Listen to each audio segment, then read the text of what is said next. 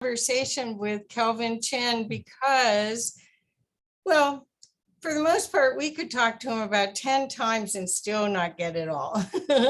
I listened, I was lucky, I got to listen to a bunch of your YouTubes. Wow, wow, wow, wow. So tonight we're talking about a subject for near death, but we could talk about past life. We could talk about so many cool things. And I think you all will be really excited to learn from this amazing man. Tonight we're talking about overcoming the fear of death through each of the four main belief systems. And I really think with COVID and this whole time period, this is really a valuable talk to have. To start out, I'm going to share this poem. I received this poem today from a friend of mine whose wife just passed. And he's struggling. He's conscious and he believes in a lot of metaphysics, but he's struggling. So I thought, how weird that it came through today. So I thought I'd share it. And it's called What If? And I'll read it off of this and I can share it on Facebook after we're done. So it is, what if? What if there is no death? What if we are eternal spirits born into our human bodies to live a joyful life of expansion? What if we are all connected by a greater consciousness, which is pure love at its very core? Everything in life is made up of energy which vibrates at different frequencies, even that of our bodies. No two atoms in our bodies ever touch. So what is the space between them, you ask? What if all space is just not an empty void? What if all space is a field of non-physical energy which flows to and through every cell of our bodies and connects us all? What if this energy was pure, loving, intelligent, non-judgmental, looking to express itself in the physical? Could our bodies be the medium through which we experience this consciousness?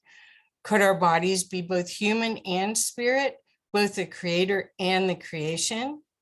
What if we were all part of the same source energy? What if there was no separation and we are all each other's individualized expressions of this oneness? Could we then appreciate each other's differences and have fun knowing we are free to co-create with whomever we choose? Can we then live our lives without fear, focused upon all that we came to enjoy? What if our life does not begin or end here and there is no end in our journey? Can the past, present, and future come together in our now as we become aware of the blessings in front of us? What if this loving consciousness can help us experience our true potential within? Can we be okay with where we currently stand in life and can be eager to experience more? What if this is heaven on earth? What if we are eternal spirits born into our human bodies to live a joyful life of expansion? What if there is no death? And the signature is beacon of light. So what if? Right, Kelvin? What if? Yeah. Isn't that was fantastic, because that's really what we're talking about. Is we're talking about four different precepts of it, but you could start with your near death if you want to talk a little bit about it, and give us a little bit about your past life. That's the part I really want to know. Okay, so we'll do this, as you are suggesting, in a non-linear fashion, because this group, however you think is well, best no, I think that this group in particular, I think, can handle it, because they kind of have already dipped more than their toes into the waters of this whole area, Yeah. Some of them have jumped in fully, and some of them have their arms and legs in at least. So I had a near-death experience, as Kathy mentioned, when I was 21 years old. So it was like 2 or 3 years ago, right, Kathy? So yeah, in a blink of an eye. blink of an eye. And so, no, seriously, I almost drowned off of San Diego. And I'll tell you about that in a minute. But before I tell you that, what's important and material to the near-death experience story is that I had already been meditating for 2 years before I almost drowned. So it goes to show you, accidents can happen, regardless of whether you're meditating or not, man, I'll tell you. And so I'd already been meditating. I learned to meditate when I was 19 years old. I was very, very stressed out. By the way, I did not, Kathy's alluded to some of my, we'll call them metaphysical or spiritual experiences and so forth. I did not learn meditation for that reason. I didn't know what spirituality was. I mean, I went to church, Sunday school when I was growing up, Protestant church in the suburb of Boston. I didn't really pay attention, to be honest. And I learned to meditate because I was very stressed out. So I learned when I was 19 years old, high anxiety. That's why I learned. It was later, you'll see, that when I started having spiritual experiences and stuff. But a couple of years in, I, been meditating, and then I was in college, obviously. At that time, I was at Dartmouth College, and they have a unique program with UCSD, University of California, San Diego, and La Jolla. That's obviously on the West Coast. I grew up in Boston. I'm going to school up in New Hampshire. I'd never physically even been to the West Coast before, never mind in the ocean. So those of you who know California, Sean and others who on here, I know, he's lived in LA before, that there are rip currents up and down the coast in a lot of parts of the world, not just on the West Coast, but you don't have them off of Cape Cod where I would go, this is pretty much my isolated experience to swimming in the ocean. So I went to swim the first day of school registration. So school starts tomorrow. I meet this girl at registration. Let's go to the beach. She's also from the East Coast, unfortunately, in a sense, because neither of us knew anything about ocean currents in the Pacific Ocean. So we go into Torrey Pines, those of you know the area, Torrey Pines State Park there, Black's Beach, and there's nobody there. It's just the two of us. And I walk into the water, and I'm about hip deep, maybe waist deep at the most. And I dunked underwater. It was a hot June day in San Diego, and I saw her getting smaller and smaller really fast. She was obviously she was about 15, 20 feet away from me, but she was not in the rip current. So let me step back. So those of you who don't know what a rip current is, there's all these currents in the oceans around the world, and rips are ones that they tend to come in, and they come into the coastline right along the coast, and then they whip out again. They're like rivers in the ocean, and you can see them if you're 200 or 300 feet or more above them looking down. You can see these rivers, and some of them are moving very, very fast. They have them in the Caribbean and throughout the Pacific. And I got pulled out, and I talked to a friend of mine, recently, like 5 years ago, who is a merchant seaman. And I asked him, I said, those 300-foot high cliffs at Torrey Pines State Park were about 3 or 4 inches tall. How far out was I in the ocean? He said 1.7 miles. So within a matter of, I don't know how many seconds, maybe a minute, I was pulled really fast out in the middle of the ocean, like almost 2 miles out. And not the middle of the ocean, but a lot farther than I had swum all at once, in my life. And so I started swimming in. And so here's a little life-saving technique for all of you. If you ever happen to you or your grandchildren, your children, or anybody you know, nieces, nephews, you tell them that you swim at an angle to the coastline, not straight in. I knew that from Boy Scouts, but I panicked. And so I was getting exhausted, and I started going down. So what happened down in the water. So now I'm seeing the water go like this, the surface of the water getting farther and farther away from me. And I left my body. For a split second, I left my body. This is not the usual, like in my book, I talk about, some classic NDEs and so forth. I talk about here, and even classic NDEs There's no, those of you who've ever had one, I know some of you have had more than one, you know, they're different. They can happen differently, even for the same person or from person to person. But mine was, I did not go to the other side like some people do in their NDEs. Mine was, I left my body, and the meditation saved my life. The fact that I've been meditating for 2 years. What do I mean by that? I was familiar with being out of my body. Many times, and you've probably heard, or if you've had an NDE yourself, most people are not familiar with being way outside their bodies. And when they have the NDE, it's a OMG experience, we'll call it, right? It's like, oh, what? You know, and all of a sudden they're completely out of their body, and they may be, you know, in another place. They may be in what we may call heaven in the Christian terminology, the afterlife, or they may just be out of their body observing themselves, looking down from the ceiling or whatever. In my experience, I was very familiar with that.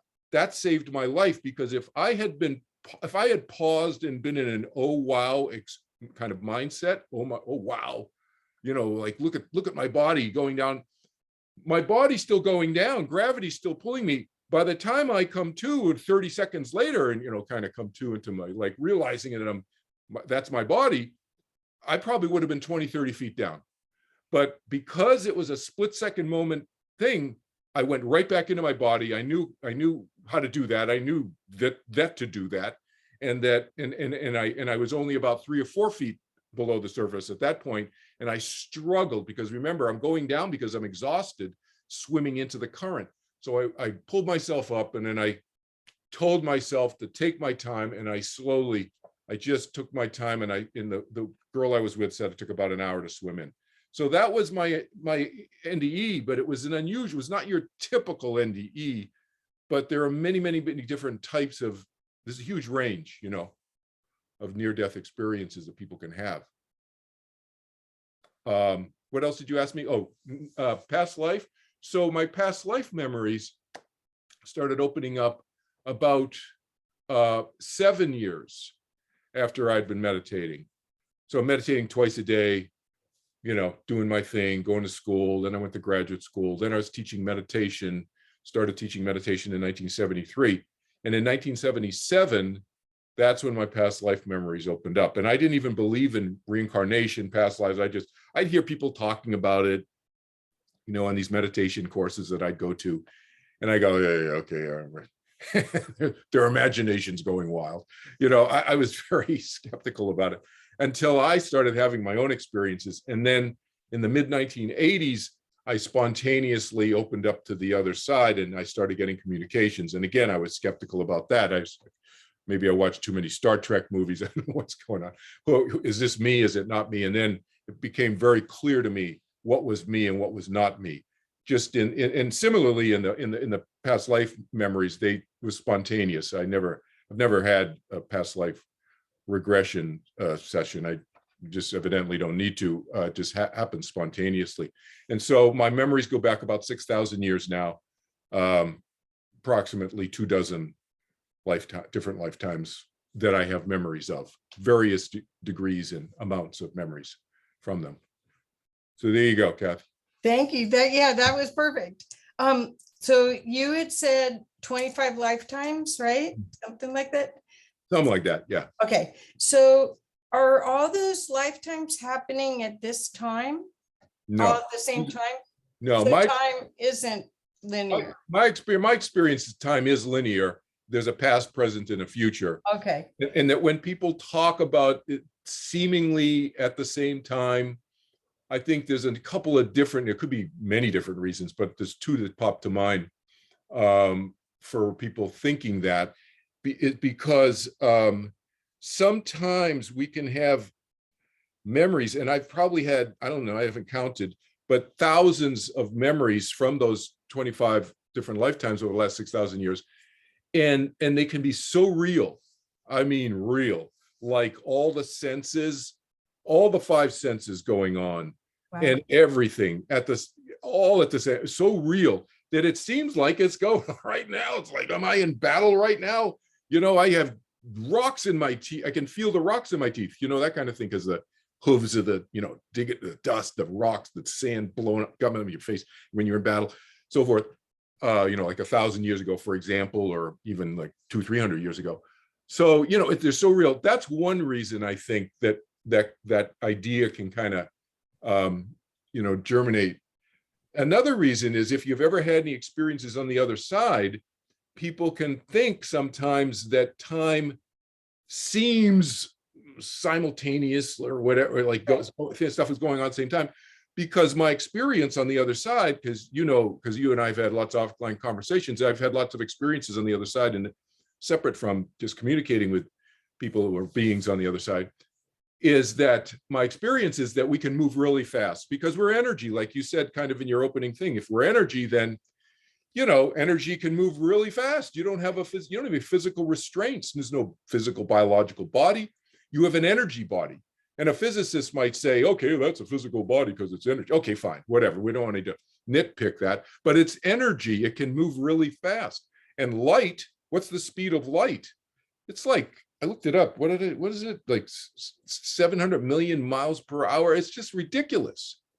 So if you can travel at the speed of light, 700 million miles per hour, maybe I'm much slower than you are, Kathy, on the other side. Maybe I can only go half the speed of light. I can only travel about 350 million miles per hour to your 700 million miles per hour. I don't know what, but that's like stupid fast, right? So we can feel it, you can have experiences going that fast where it seems like you're in the, I don't know what galaxy, and then you're back in the Milky Way, and like you just went back and forth 6 times from the Andromeda galaxy to the Milky Way galaxy in that one sentence that I just said, Yeah. So the afterlife is right here, right? So what does that really mean well, we're talking about overcoming the fear of death. And we're talking about past lives, near-death experiences, and you've cataloged a lot of the different near-death experiences that in your book. Can I show your book again? Oh yeah, my book here. Thank you. Yeah, there you go. Thank you. Okay, Yeah. So all I wanted to really get so people aren't going to think, well, that's Kelvin, that's not me. Right. So I have to say, I mean, I've had a spiritually transformative experience. I haven't had a near-death experience, but it seems like it's almost identical. And the love place that you go to, the origin, the afterlife that's right here, it's available in that as well as a near-death, right? Yeah. In fact, I jokingly, sort of jokingly, but seriously say to people sometimes, and I'll say to this group in my lectures, you don't have to have a near-death. Don't go trying to recreate a near-death experience. Don't do that. People go, oh, I've never had a near-death. I really want to have a near-death experience. No, the near-death experience is a subset of a spiritually transformative experience. It's just one of the many kinds that you can have, and you can experience the other side without almost dying. So, I mean that, you don't have to, and you're absolutely right. Yeah. So it's right here. It's just, if you really want to distill near-death experiences and spiritually transformative experiences very simply down to one simple sentence, you could say that it's really our mind. First of all, there's 2 things going on. The first, it's our mind experiencing itself. Like that's what I experienced when I almost drowned, right? And it was a good thing I was familiar with my mind, the vastness of my mind. Otherwise, I would have been in this oh wow experience, and my body still going down, and I would have drowned. So first, it's the mind experiencing itself. That's the simple way of stating what we're talking about, but not just the little conscious waking state mind that was driving my car. I was driving my car with, an hour ago, but the vastness of our mind. That's also our mind, okay? Our individual mind. But that's one part of it, these NDEs or STEs. The other part is there is a reality that exists outside of me, you, my computer, whatever, and the afterlife. So me, us, all the stuff in here in our physical world, and all the stuff in our, we call it non-physical. Again, the physicists would say, yeah, it's got energy, okay, fine, whatever. The energy afterlife, that exists outside of me. And so how best and how most quickly to open oneself to experience that starts with us. And the more opened up we are to the vastness of who we are individually, the faster, the higher probability we can open up to the vastness of the universe and experience that. Perfect. Perfect. And hallelujah. So what, as far as the topic of the 4 items that you wanted to talk to, do we want to go there? And then I do have more questions. Yeah, we can go. Let's explain the 4 beliefs real quickly, and then you can go back to any of them, and okay, we can dive into any of them, and as your curiosity, desires. But the 4 belief systems are not religious or cultural beliefs. So let me step back. The reason I got into helping people with death and dying is because my mom died when I was very young, and she was only around 50 years old. And I tell stories about my mom in that book. And to Kathy's last point about, oh, Kelvin had this experience. So, I don't talk a lot about my experiences in this book. I'm going to talk all about my experiences in my 4th book, trying to finish the sequel to this book now, which is my 3rd book. But in this book, I only talk briefly a couple of my experiences. Mostly there's stories about other people's experiences. Most people I know. But my mom died very young, and she was the first person where I was literally emotionally blown away by her death, and it was very sudden. And I just started helping people by accident with death and dying issues, because probably, now that I look back on it, hindsight 2020, this is 39 years ago now, I probably started helping people because I needed help. We all say that, those of us who are self-aware, we often do what we need. We do what we need the most help with, right? Helping other people. So I started to help other people because it helped me. And I started figuring out, I never studied this stuff. I was in law school at the time. I was in my 3rd year of law school, and I just stumbled into it. And I figured out trial and error, what worked, what helped somebody when I said it this way, or I told a story this way, or talked about my mom this way, and it helped them with their death and dying loved ones and their own fears about death and dying. One thing that I noticed was that people would tend to get hung up in those 2 areas, religion and cultural beliefs about death and dying. And sometimes if there was more than 2 of us, more than me and another person, if there were 3 or 4 of us talking, people would start to nitpick with each other and get into mini arguments, a little conflict, and I thought, this is not good. We should be able to talk more openly about death and dying in our culture, and we don't. Everybody stuffs it and doesn't talk about it unless they talk about it within the confines of their church or their religious group or whatever. And it's all the same people talking about the same stuff in the same way. And I thought, how can we talk about this more openly? And so that's when I came up with the 4 belief systems. I was talking to my buddy George, and we came up with these 4 belief systems. And so the 4 belief systems really underlie and support all the religious and cultural beliefs out there. So I'll lay them out to you, and you'll see what I mean. The first belief system is the science belief about death. What happens when you die? Nothing. That's what their belief is nothing happens other than your body rots, and your mind shuts off. That your mind and your brain are one, they're connected, and when the physical body shuts off, the mind shuts off. That's it. That's the first belief system, the science belief, right? That was my dad's belief system.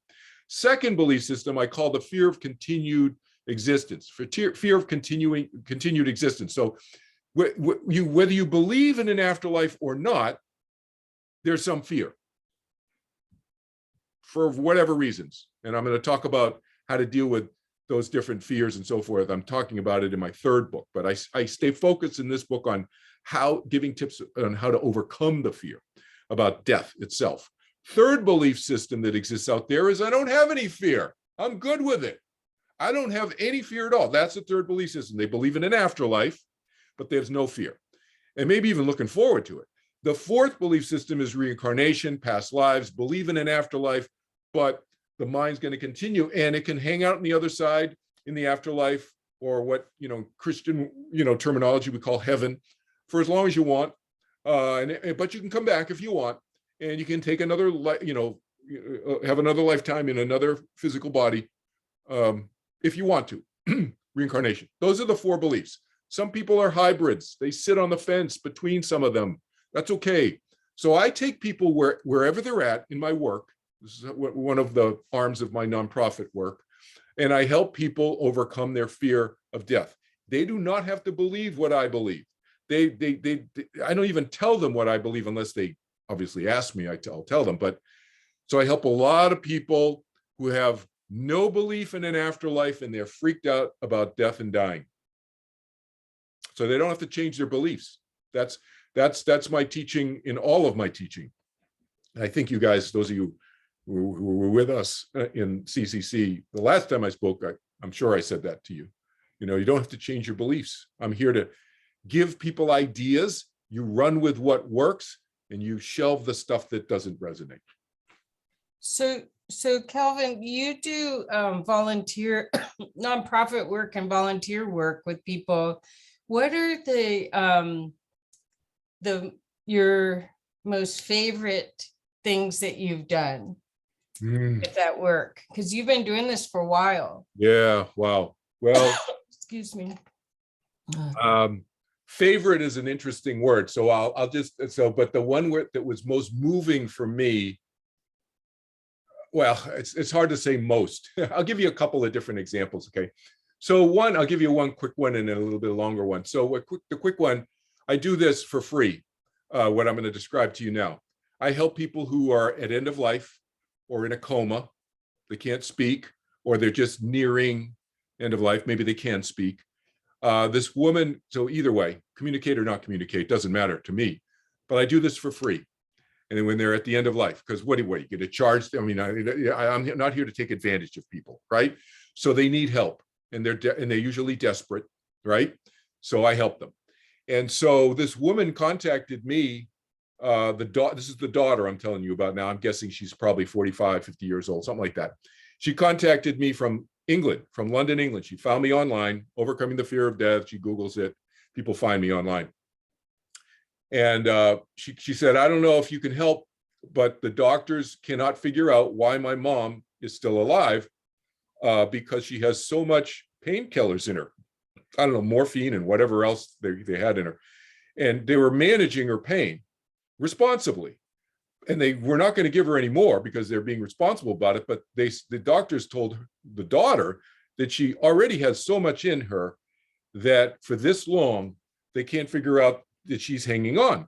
And so the daughter had already talked to the mom when she could communicate before she became unable to, that she had no fears about death and dying. She was looking forward to seeing Jesus, and she was very Irish Catholic, devout, 3 to 4 times a week going to church. So as I asked the daughter, tell me about your mom's belief system, so I said, when are you going to see your mom next? She says, I'm going tomorrow to the hospital. I said, great. So we set up an appointment. You hold up the phone next to her. You can be there, put me on speaker, and I'll talk to her. And that's what she did. And her mom hadn't talked for a couple of weeks.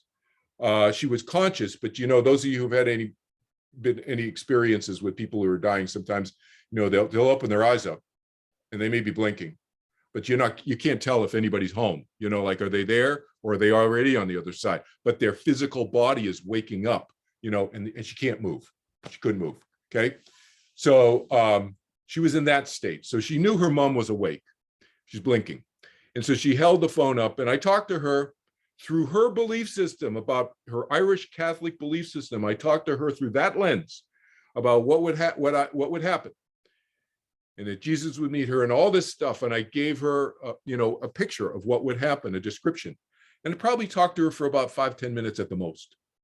And then we hung up, and the daughter texted me a little while afterwards, and she said, my mom talked to me for the first time in 2 weeks. She beckoned me with her eyes. She blinked and beckoned me with her eyes.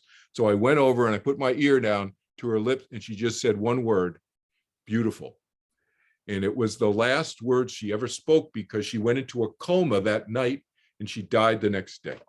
And so I have this, I have the emails, and I copied and pasted. I asked her, the daughter, if I could put that on my website, and she said, yeah. So I do that with people. So I've done that a number of times.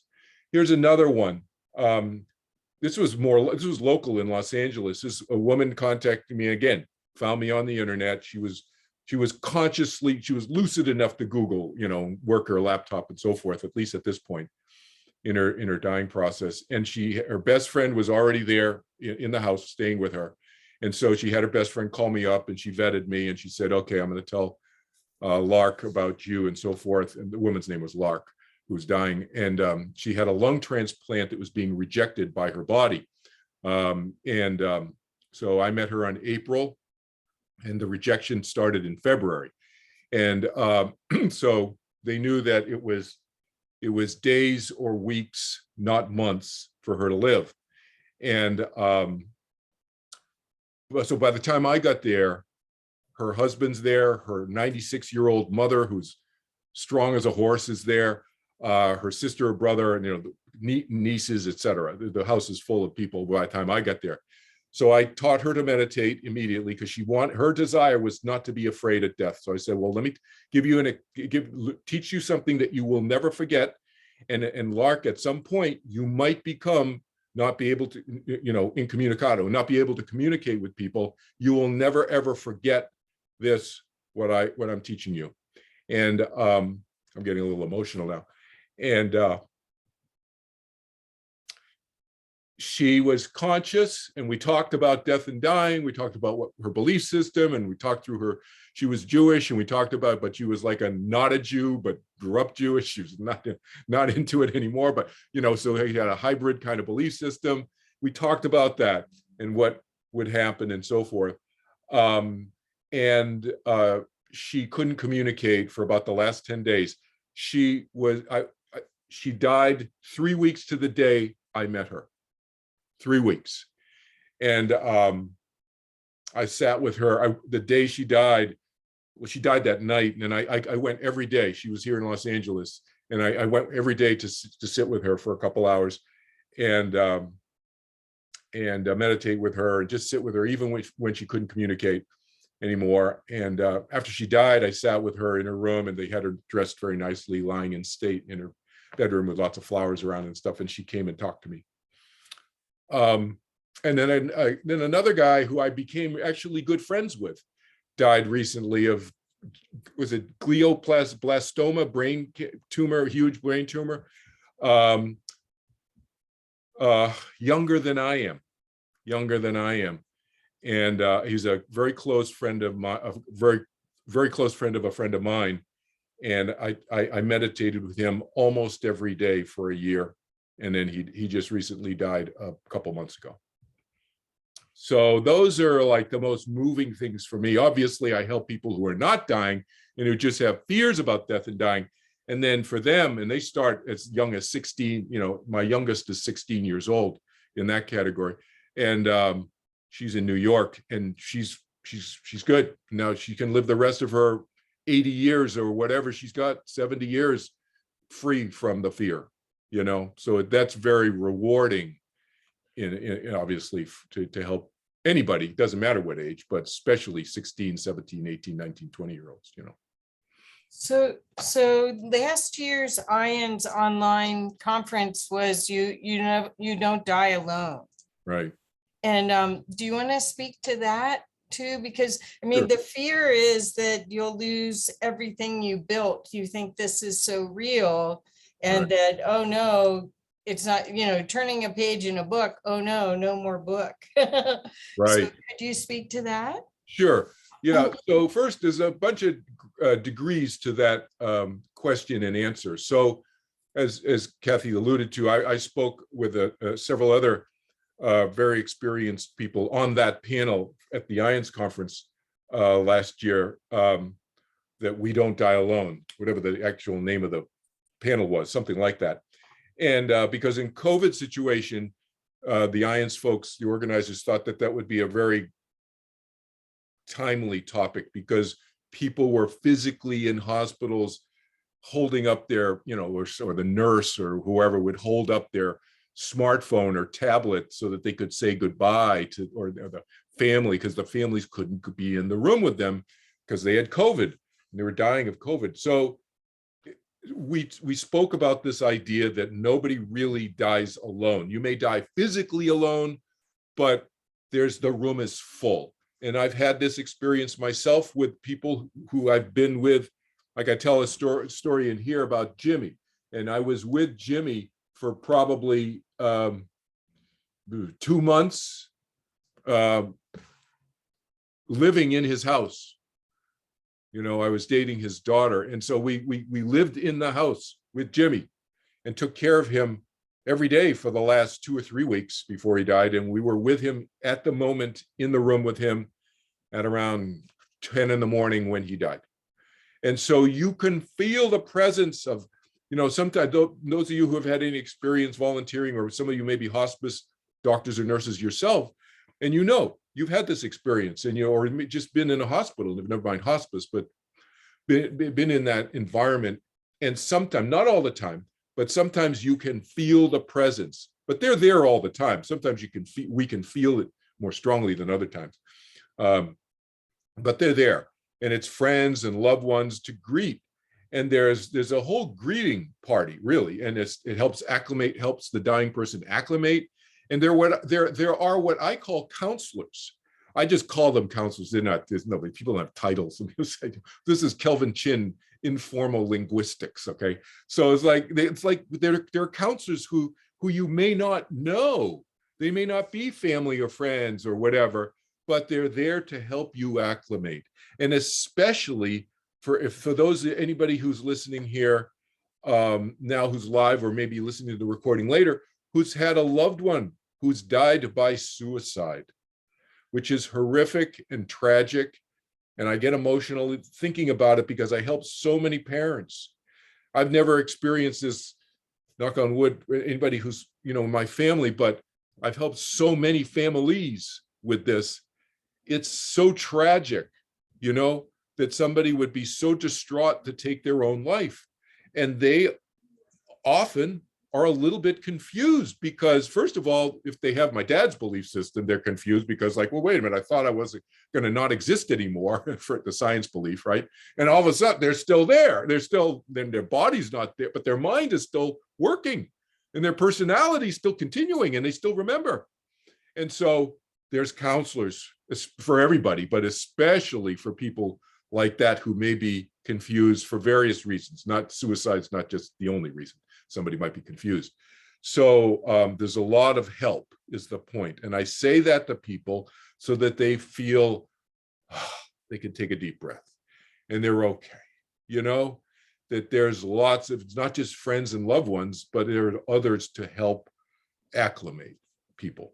Yeah. Yeah, I think that takes a lot of the pressure off of being afraid of dying, is that it's a continuation. Yeah. And that you'll see others you recognize and they'll help you. So it's not like you're abandoned. Yeah. The other thing, Kathy, think about this. A lot of people are just, understandably, they think about this lifetime, which I'm all in on this lifetime, by the way. Even though I have memories of these other lifetimes, this is the Kelvin Chin one. I'm all in on this lifetime. I don't pine away for this. No, I use those memories to help teach me about my personality, that what can I adjust to help me more today, right? But think about it in terms of this greeting party, Kathy. It's not just from this life. I don't know how many hundreds or thousands of lifetimes each of us may have had, at least dozens, maybe hundreds, maybe thousands, I don't know. And then how many friends have you had? 5, 10, 20, 100? Yeah. How many lifetimes? There's a lot of friends who can greet us, right? My friend Peter calls it the after party. And when somebody does something, goes, well, I'll find out what that really was at the after party, because I can't figure it out now. Yeah, exactly. Yeah. And all those friends will fill you in and say, remember you did this or whatever, whatever. Yeah. Oh, yeah. Okay. So there's some wonderful comments here. It's they're saying it's wonderful what you do. Grateful that you and your foundation serve folks as they face an inevitable, beautiful heart. We have, okay, so isn't using the terms heaven and hell referring to religion? Yeah, so that's why I tend to stay away from it. I just call it afterlife. So, Okay, because in my experience, there is no hell. And if somebody really wants to believe that there is, that's, I don't try to change people's belief, but structurally, there is no place of punishment. There's no punishment on the other side. right. You could punish yourself. Nobody's preventing you from doing that, just like on this side, but no, yeah. Yeah. Okay. Then another question was, does Kelly have any experience with death cafes Yeah. where healthy folks talk about death issues? Yeah, I used to go to a death cafe once every, I can't remember, it was once a week or once a month, probably once a month. Can't remember, when I lived in Austin, Texas. Yeah, so I have lots of experience having gone, and it's useful and so forth, and people may find it helpful, etc. So. Okay, and this is for Sean. Sean and I have had giggles before about people that have multiple NDEs, why they need to have 4 or 5 or 6. You're gonna ask yourself that, Sean. Sean, that's between you and you. So no, we'll be talking and I'll say, well, that person had 5, and it was like 5. Oh my gosh, their poor body. Those people who don't know, I'm joking with Sean because he and I have a pre-existing relationship with this, and we're kind of friends. And those of you who don't know, Sean has had a number, I can't remember, is it 4 or something like NDEs? So that's why I'm teasing him about it. Yes. But yeah. Yes. Well, so is it because each time you get more the lesson, or what is it? Is that, who knows? I mean, it's individual. It's like, because your NDEs is different from mine, different from Sean's, different from, name a person. And so, and everybody's, whatever lesson somebody wants to draw from an experience is unique to that person too. And some people don't draw lessons, they don't draw the same lessons, and some people don't learn from skinning their knees either, not just at NDEs, with anything in life, right? So right. Yeah, it's impossible to say. There's no. Well, that was one of the things I really found remarkable about going to the IONS group meetings when they were in person, and hopefully this year they'll be in person again in Salt Lake City in September, first part of September. But there were so many people that had experiences, and so many people didn't tell anyone for like 30 years that they had an experience, and they may not have been able to categorize it. They probably were afraid someone would think they were crazy. Oh yeah.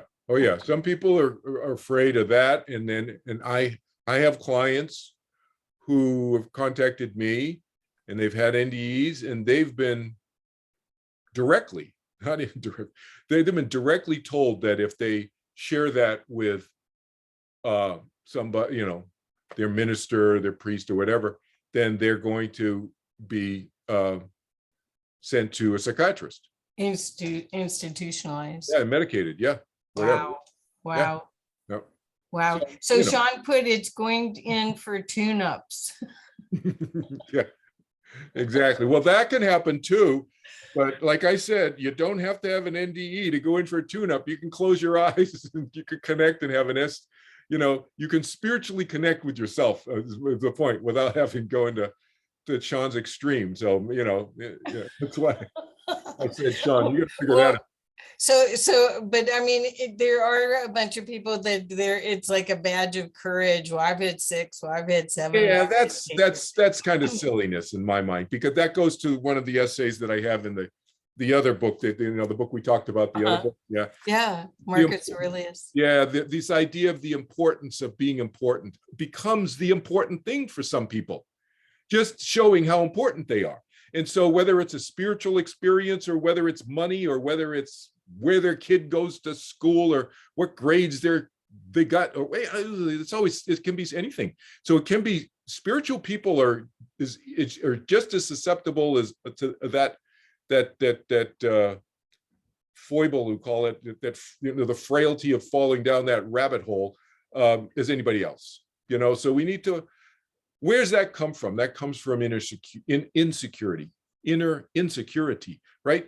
And so what we need to do is strengthen ourselves, and then we don't fall into that rabbit hole of trying to make ourselves seem more important than other people. Because the reality is, in terms of if you really understand spiritual concepts, and especially the one fundamental one of free will, nobody's really better than anybody else. Everybody's figuring it out. Now, somebody may have had an experience where you go, wow, you had an NDE, that's an amazing, or you've had that amazing SDE, or wow, you can remember your past lives, I can't remember them. That doesn't mean anything. That doesn't mean the person who can remember their past lives is more evolved than you. It does not mean that. And so we are all figuring things out, in my opinion, my logic tells me, for eternity. And as Woody Allen said, eternity is a really long time, especially near the end. He said, but no, there is no end to eternity. That's the thing. So plenty of time, right? So Noel wrote, so what is the best way to reduce my fear of death? I think it's twofold. I think there's two prongs to the approach that I talk about in my book. And one is clearing up misunderstandings that people may have. And again, you don't have to believe in an afterlife. Like I said, it doesn't matter which of the four beliefs. So my dad never had any fears about his death or dying, because he really firmly believed the science belief that the brain was going to shut off. That's it. So he had no fear. He said, this is it. This is my life. I'm all in. I'm living my life fully, and trying to do it in a way that I'm not hurting people, but all in, doing whatever I want to do.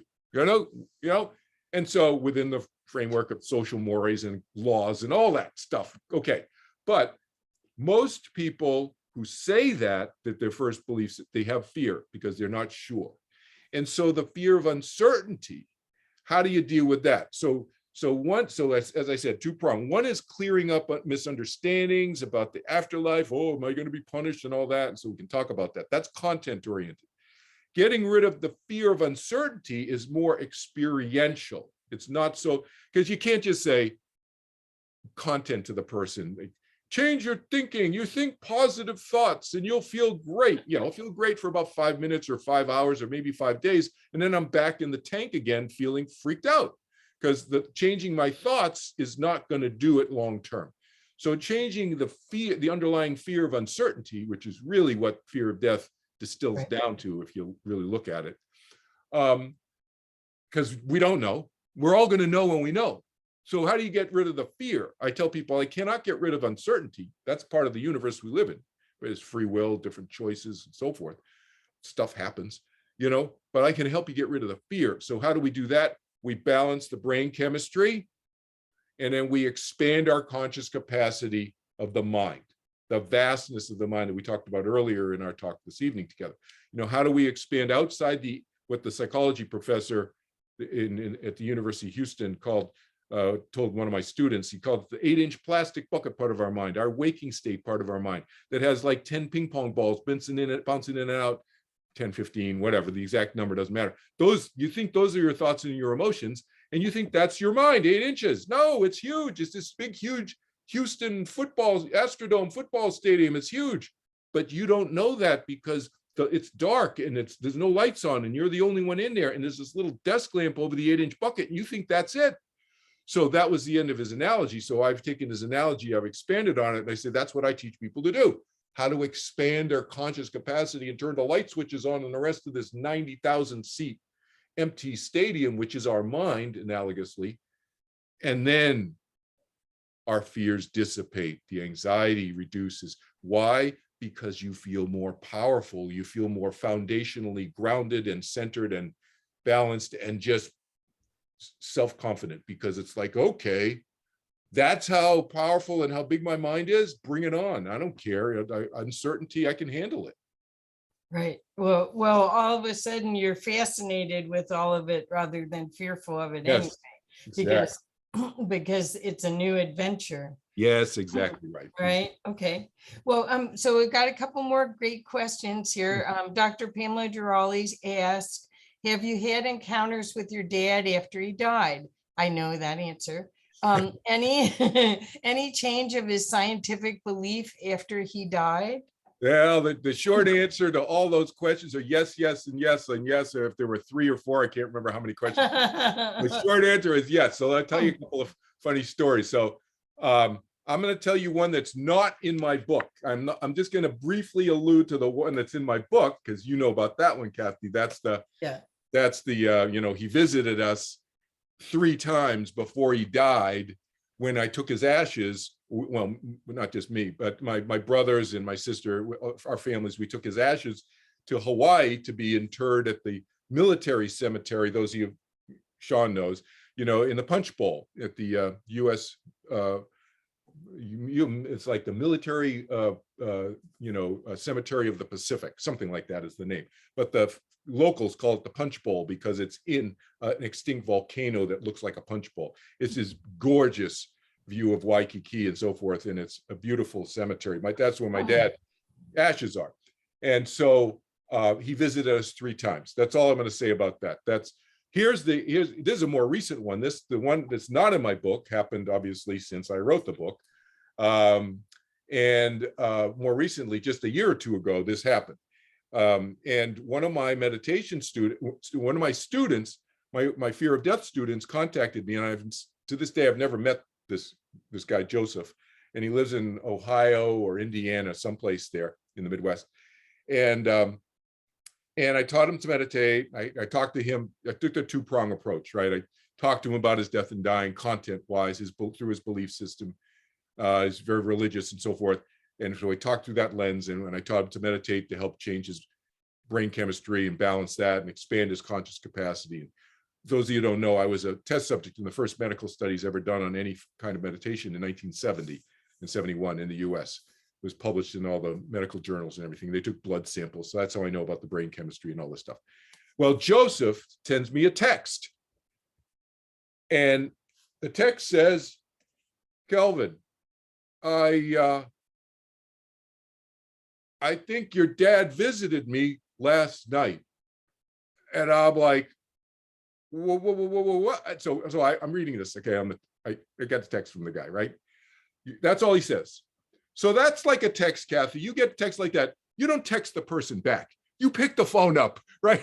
And you go, short of hopping on an airplane and flying to Indiana or wherever he is, I called him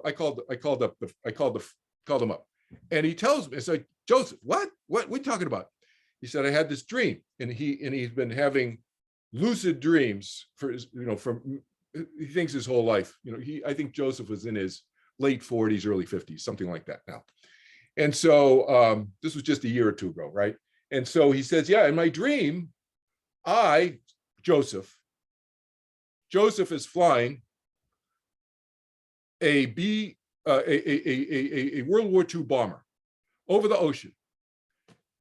I later sent him a picture of what the bombers look like that my dad worked on in the Second World War. And so he knew a little bit about this because he had just started reading my book. So he knew my dad was in the Second World War, but he didn't know all the details that I'm going to tell you. And my dad was a mechanical engineer, graduated Northeastern, and then immediately went and enlisted, 1942. Right, and he was a mechanical hydraulics engineer. So Joseph didn't know that level of detail.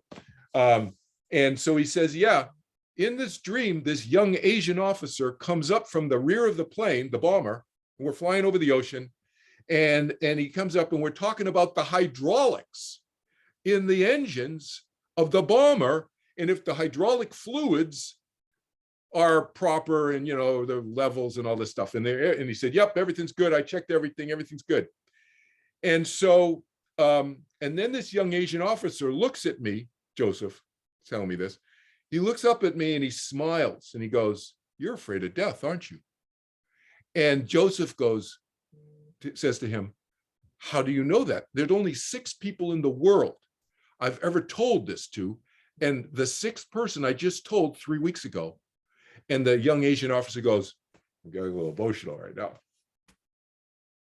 He goes, the young Asian officer says to Joseph, Oh, you mean Kelvin? That's my son. And right? And then see if I can find it quickly. And then I sent, so he tells me this, and then they sat and they talked, and evidently they talked for a while and in the cockpit, and like they were old friends for the rest of the flight together. Okay. And then right after I hung up, I texted Joseph this picture of my dad. All right. Where is it? Hold on a sec. I texted this picture of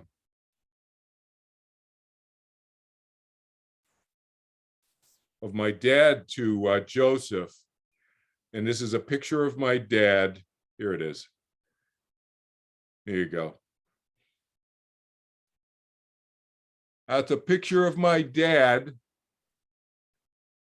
Can you see that? Yeah. Picture of my dad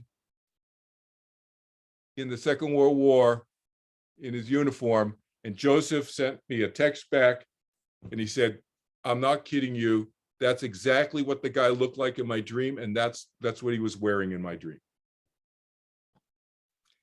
And then I sent him a picture of a B-29 and he said, that's what I was flying. And those are the bombers that was my dad worked on when my dad was in India and in China when they were bombing Japan. Wow.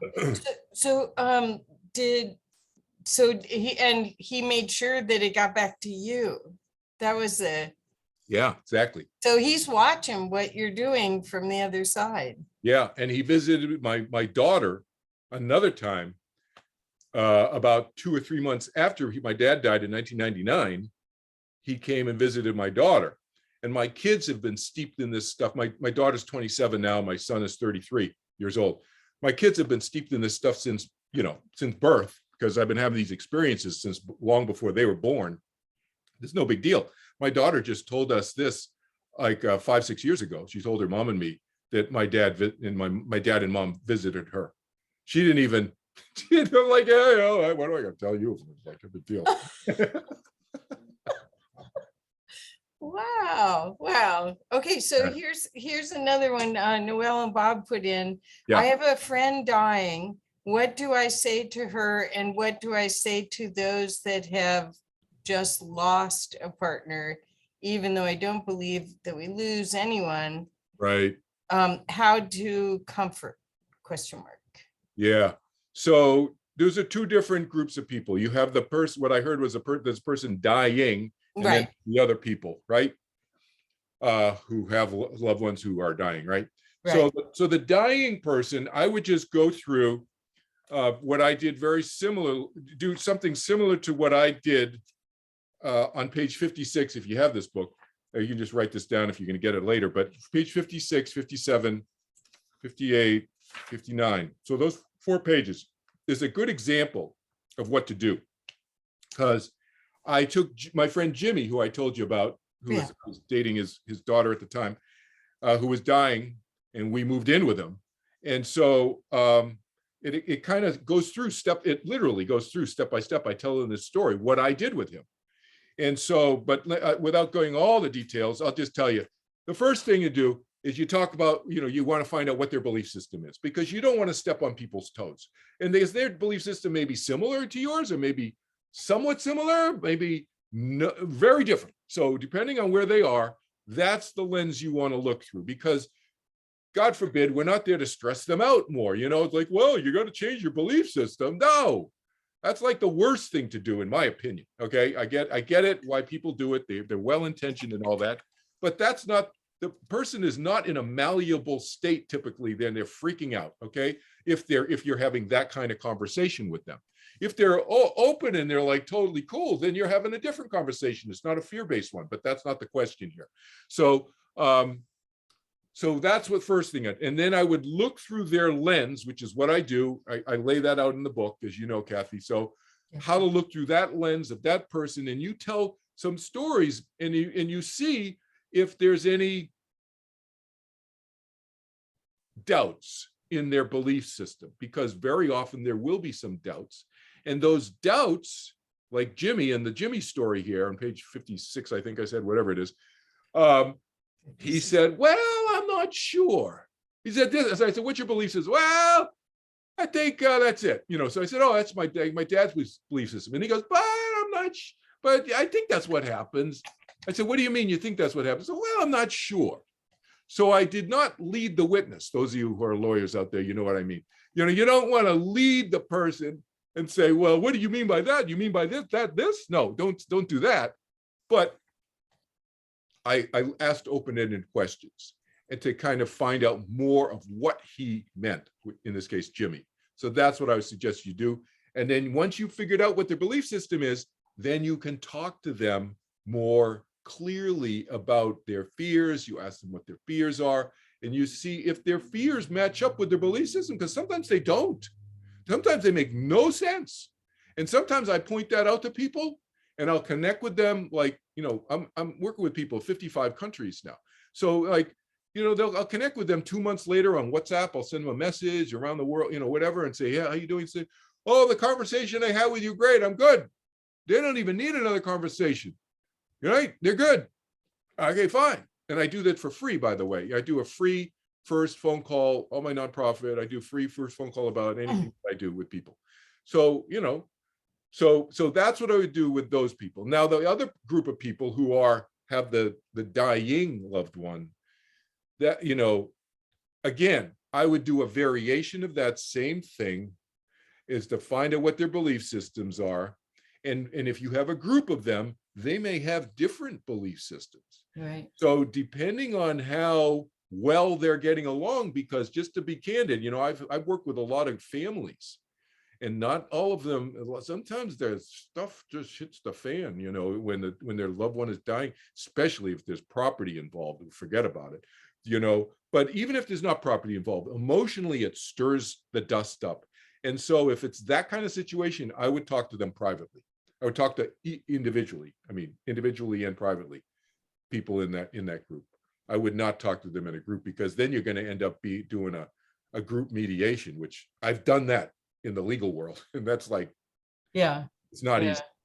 Yeah, I know when my mother died, it was just all that unprocessed stuff with my mother showed up everywhere with my siblings. Exactly. And it was like, not now. No. Anyway, okay, so Tex asked, Kelvin, in the context of you saying one does not have to have an NDE to have a tune-up, can you talk about breathing exercises?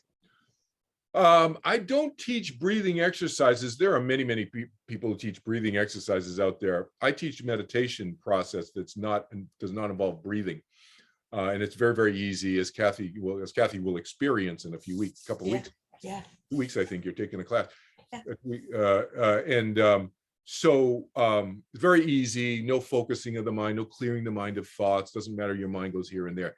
But the way I teach it. But breathing techniques, there's many breathing techniques out there. My suggestion, if you experiment with the many breathing techniques out there, is to not do forceful breathing. I'm not a believer in forceful breathing. There are many kinds of breathing techniques out there. There are like a gajillion of them.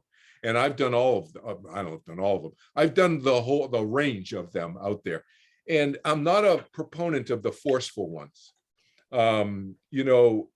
If you're really cleared out a lot of your warehouse of garbage, which is I call that the warehouse of junk that we all collect. If that's pretty much cleared out of your physical, psychic, energetic, mental, emotional system, then those more forceful breathing techniques, it's no big deal. You could do them and stuff like that. But most people are not there. And so I wouldn't, and they can also force open some doorways that you may not be ready to go through. So that's the other thing about some of these forcing techniques that are breathing oriented that I'm not a big proponent of. But I teach a simple anxiety reducing technique that involves breathing. You just put your hand in your belly button and take some slow, deep breaths, and that's helpful. It doesn't so much do what Tex is asking, though, because he's asking about opening up and expanding the conscious capacity of the mind to the rest of the 90,000 seat Houston Astrodome or whatever football stadium part of our mind. Yeah. Breathing techniques are more limited in there. They're kind of more calm. They can stimulate the slow breathing techniques can stimulate the vagus nerve in the nervous system, at the base of the brain stem, and it's the longest nerve system. It goes through all our organs. It's over, and you can stimulate that and calm everything down. So it can have an immediate but temporary effect. But it doesn't have these breathing techniques, not so much, because by definition, the breathing techniques are associated with what? Breathing, the breathing technique. What's associated with breathing? Your body, right? And so, like, that's why what I teach is not a breathing technique. You can still do it after you physically, biologically die. Can you do a breathing technique when you're dying? It's going to be very difficult because your breathing is shutting down as your biological body shuts down. So that's one. People ask me, like, I mean, I'm not pouring water on the fire, on breathing techniques generally, but people, because I just told you, I teach this one, sometimes to help with anxiety issues, but people will ask me, what's the distinction and what's the downside? And that's a downside because it's associated with the body. Also, people sometimes, high anxiety people, have problems with breathing in general. And the last thing, they'll come to me and they'll say they've tried this breathing, they can't, and the breathing actually makes them have a panic attack. The breathing technique makes them have a panic attack. So that's another, Well, I think he was talking about, just for clarification, I think he was talking about how during your NDE, you had an out-of-body experience, and you had also said that you don't have to, because you had that experience before in your meditations, you don't have to have an NDE in order to have that experience. And breathing apparently isn't, I haven't taken your class yet, so but breathing apparently is not part of that. Yeah, not part of my class, but it's part of many other classes. And again, like I said, I'm not pouring water on them. It just, they can be helpful and so forth and so on. But there's some limitations to the breathing approach. That's all I'm saying. Okay. Yeah. Well, I guess I'm enjoying the idea that you don't have to have an NDE to do it all. Exactly. No. Oh, thank goodness. Oh, so I don't see any more questions right this second, but we could easily open this up. Let's see how I get to do that. How do I do that? You go gallery. Gallery, yeah. There we go. There we go, Bob. I'll do it. Everyone can turn on their video if they like. Yeah. And, Miriam, are you going to get on? Yay! Hi. You're muted. You can unmute. You're muted, Miriam. Okay, I'm not anymore. Hey. Hi. Hi. And Sean, are you going to get on? And Kate? I don't know everyone else. Here's Bob. Everyone's welcome to get on. I do have a question, and it came to me a long time ago. I just had this thought that I don't even know why I was thinking something about this. I said, I just think when you die, whatever happens to you, we have free will. So why don't I just create what happens after I die? Just So like that you can do that. So, and that happens. And so there's kind of structural afterlife, and there's what you just said, which is a very subtle point, Noel. It's astute of you to say that, to think that, and to say it, but obviously you thought it. It's very subtle, because you think about this side. Is there structure to this side? Yeah. Like, if I'm not careful walking through my doorway over there, I could bang my shoulder on the door. There's a structural reality to physical reality. It's structural. It's not an illusion, my doorway, but can we have experiences here that are mental experience, because really our experiences on the other side are mental, right? Because we don't have a physical biological body. So if you want to draw the analogy, then between what this side and that, the other side with what you and I are talking about now, Noel, you can think of really any mental experience that somebody could have here of, let's just use the one that I hear a lot. I get this question a lot from people, the punishment one. Well, can you punish yourself on this side? Absolutely. People do that all the time. They punish themselves. They guilt themselves, the G word, we call it in grief recovery. You're like, don't say the G word. It's like, guilt and so forth. People will do that. That's mental. It's not a structural thing that you're getting punished unless you structurally on this side break a criminal law, and then you structurally on this side get thrown into a thing we call jail. That's structural, okay?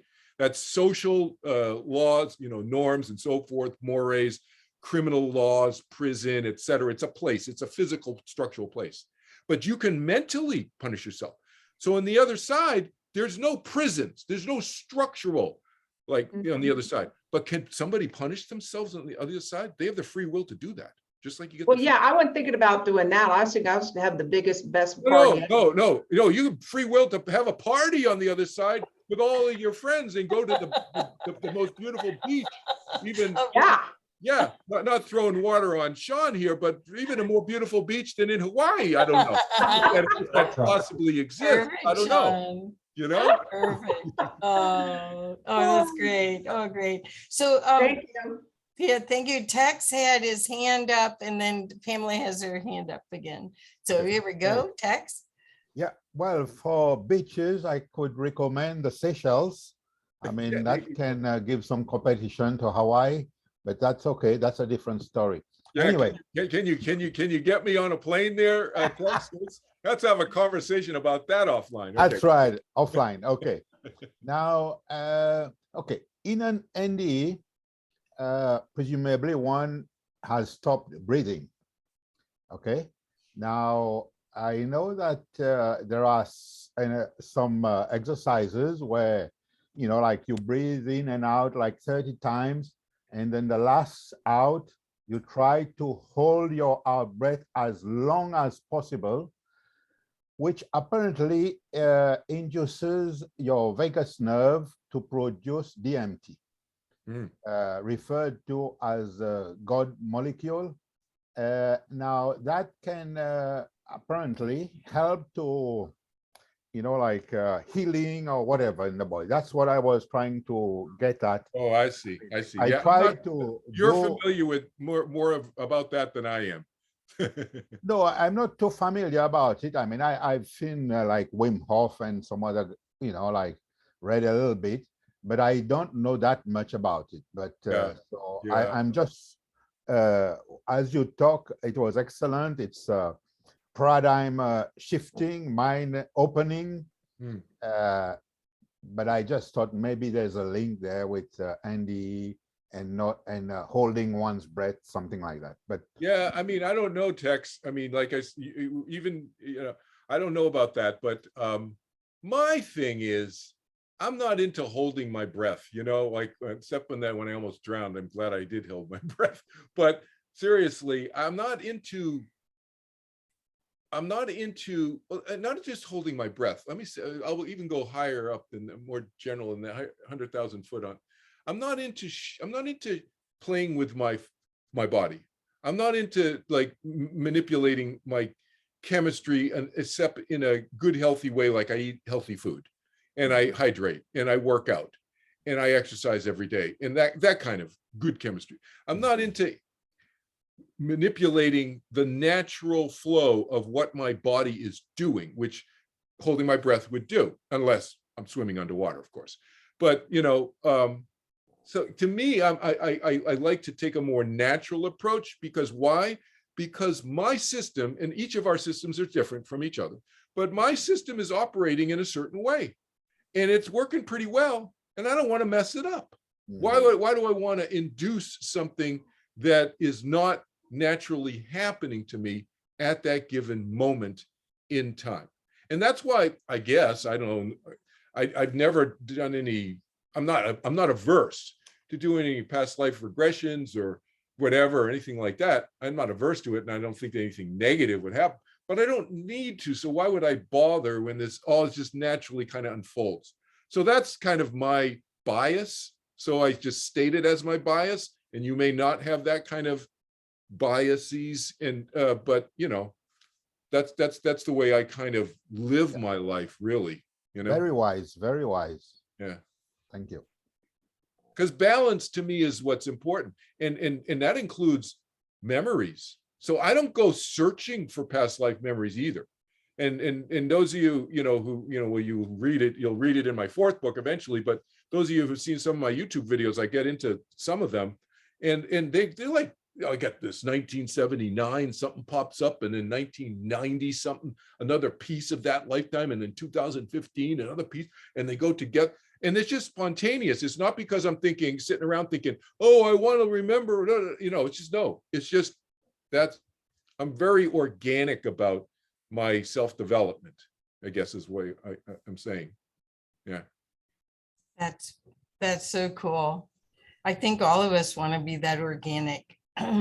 So, Dr. Pamela, do you want to speak right now? You had your hand up. Yes, yes, I'm just enjoy you so much. And I wanted to ask about how we make that shift out of fear with regard to death. And I know from a personal experience, years ago, when I was first on my journey, I did a sacrocranial healing.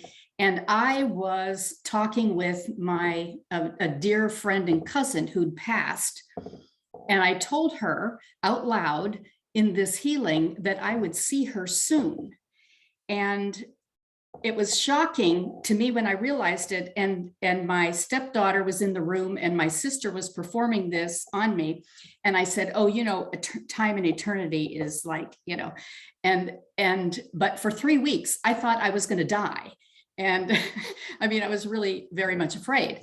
But a few years later, I felt that I had completely lost my fear of death, because I shifted my perception from thinking of myself as a body with a soul to being a spiritual being having a physical experience. And when I made that shift in my perception, then my fear of death, and of course with that comes the sense of oneness instead of separation.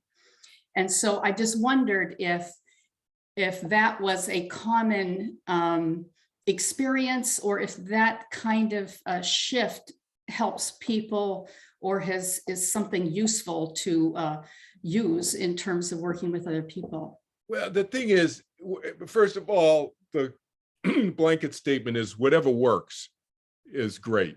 You know, that you know, you use whatever works. In other words, I'm a pragmatist, right?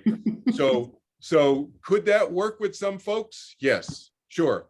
But I think the issue is for the type of person for whom that would work, the person really has to have a kind of a foundation already of being pretty open and receptive and inquisitive about everything that you just said, for them to, for those words that you might utter to that person to have, the field's got to be plowed. You know, if you're talking to somebody who's, got layers of clay there that have been tamped down for 1 million years.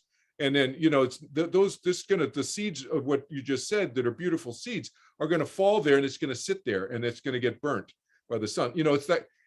But so somebody who has the field plowed, yeah, those words are great. And it's just a shift of perception. It's a shift, it's a gentle shift, but that's very subtle. And those tend not to be the people who find me.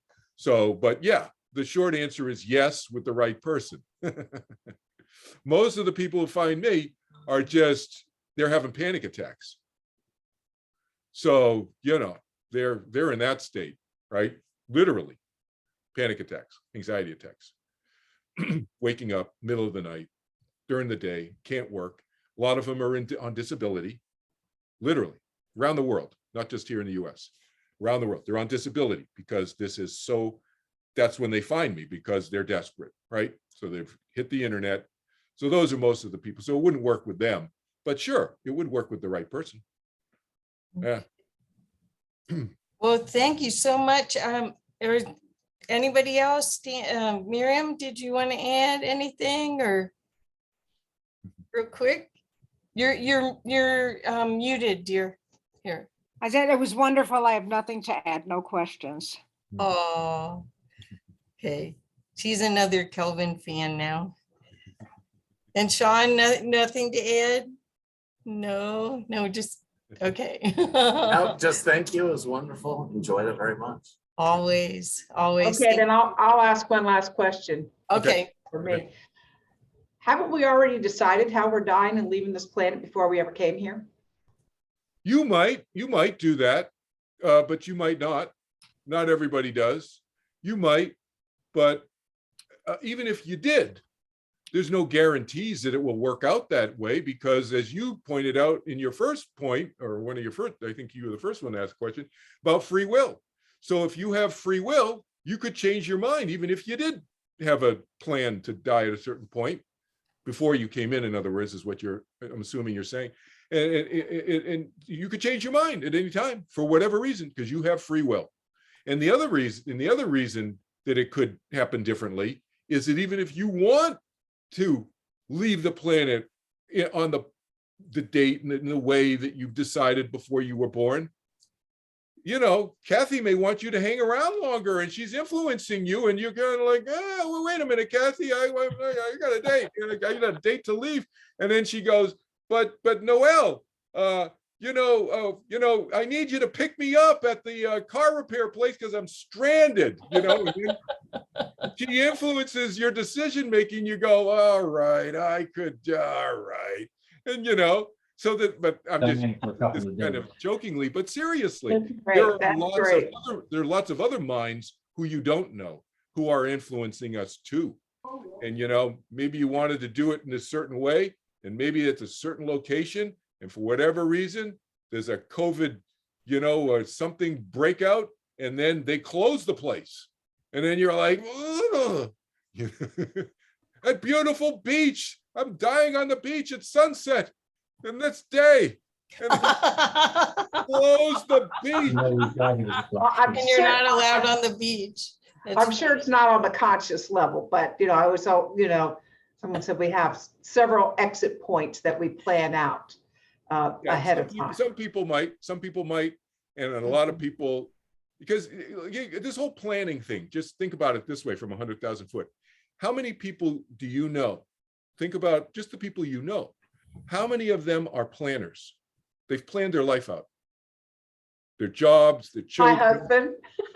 Yeah, how many? Yeah, okay, your husband. Who else? How many? What percentage of the people if you walk through the supermarket and you chat with them, what percentage of the planet do you think are planners? 0.01. Just look at, I'm going to pick on Congress now, just because in a non-political way, I'm not talking about which side of the aisle. You just look at any politician. How many of them are real planners? Not that many. They're very opportunistic. They claim to be planners. They're not really, they're change in a heartbeat, right? Talk about planning. They plan something out and it changes because this changes and that changes. And I'm not saying you shouldn't change, but most people are not planners. So, the notion that everybody always plans is false. Clearly, you look around.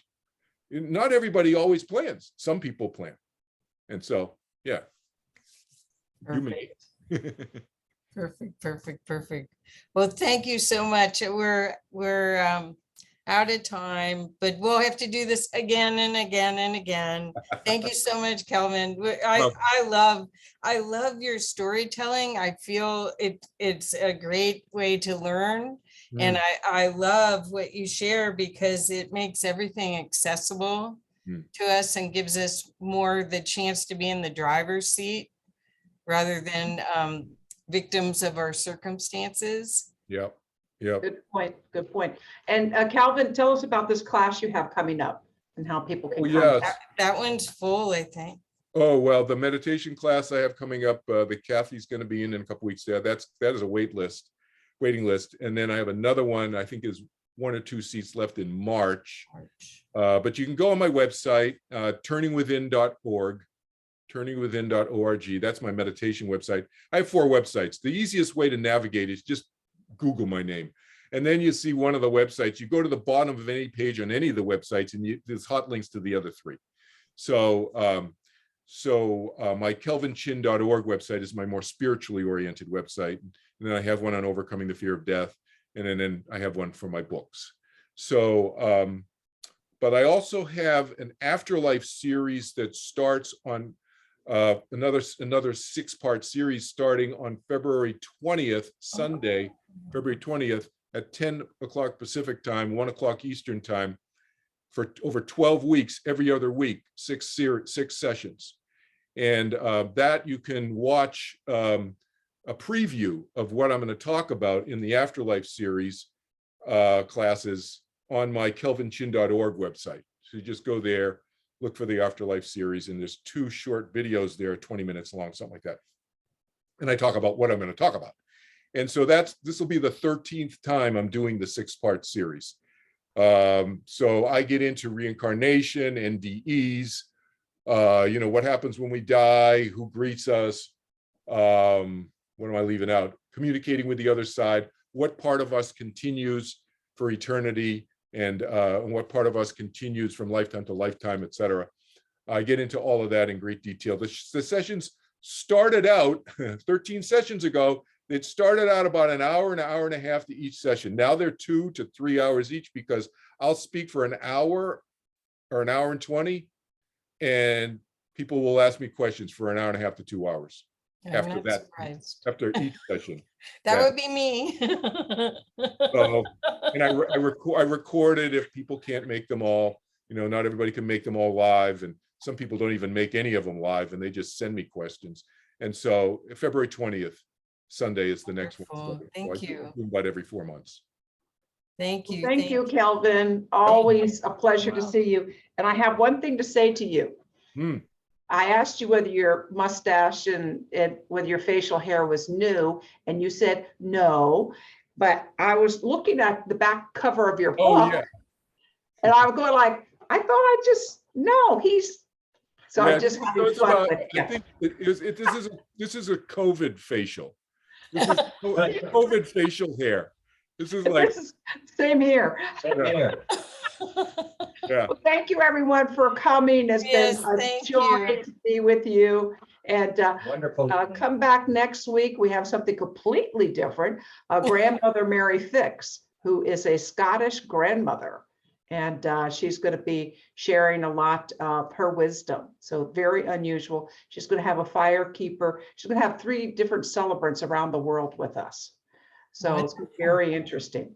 So thank you, Kel. We love you. Thank you, Kel. We love you. And Kathy, you. thank you for Awesome. hosting again. All Thank righty. you. Have a great. Thanks, Bob. Thanks, Noah.